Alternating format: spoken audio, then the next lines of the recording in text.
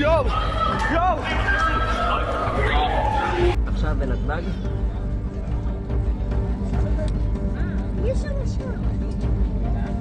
עכשיו בנתב"ג.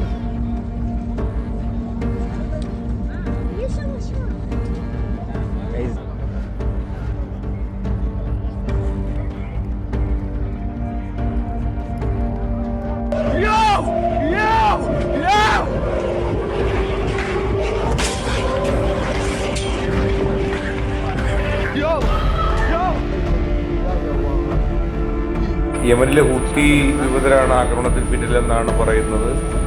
ഇസ്രായേലിന് സുരക്ഷാ വീഴ്ചയുണ്ടായിരിക്കുന്നു, ഫ്ലൈറ്റുകൾ ക്യാൻസൽ ചെയ്തിരിക്കുന്നു.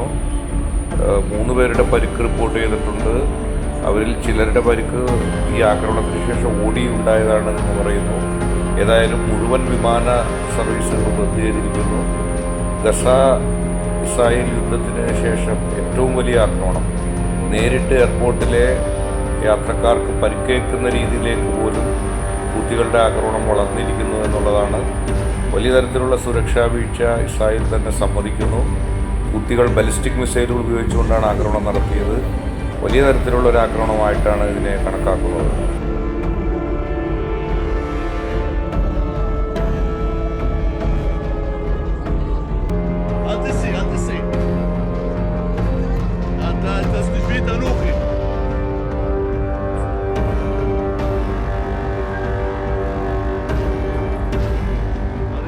علينا معال نادي على فكرة كل خلاكين بمزال أفريقيا ضد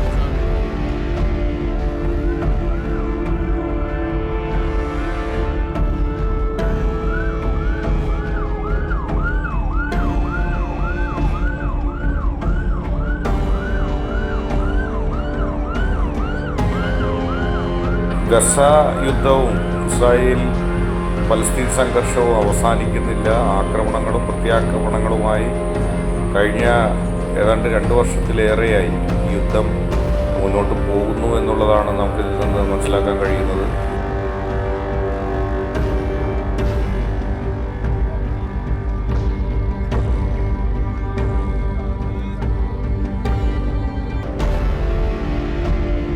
കൂടുതൽ വിദേശ വാർത്തകൾക്കായി ഈ ചാനൽ സബ്സ്ക്രൈബ് ചെയ്യുക, ലൈക്ക് ചെയ്യുക, ഷെയർ ചെയ്യുക.